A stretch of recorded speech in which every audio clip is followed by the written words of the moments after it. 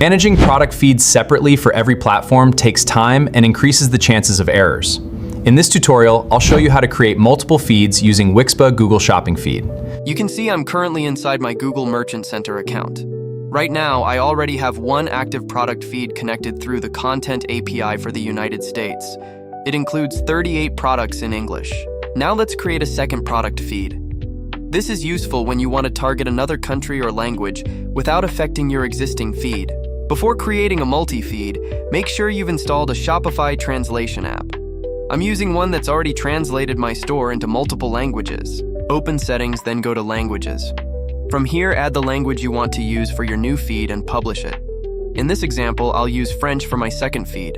Next, go to Markets and create or select the market you want to target. I've already added France. After opening it, navigate to Languages and Domains, then Manage Domains.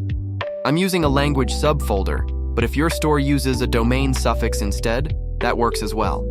Let's quickly verify everything is working correctly. Opening the storefront shows that the French version is now available, confirming the language has been published successfully. You should also review your products and pricing settings.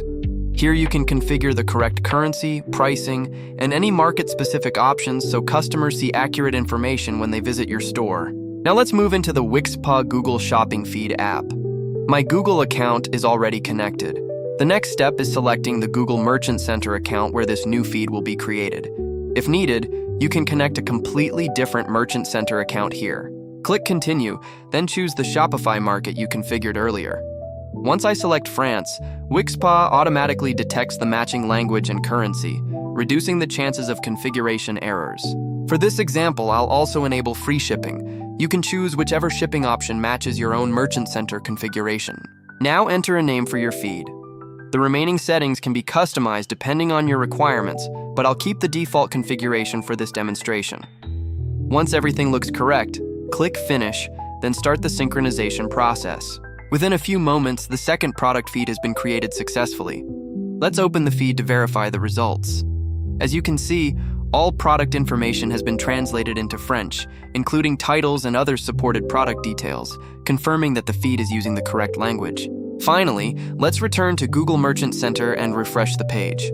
The new French feed is now available alongside the original feed, showing that both feeds are connected successfully and ready for synchronization. That's it. Your multiple product feeds are now ready to sync with different marketing channels from a single dashboard.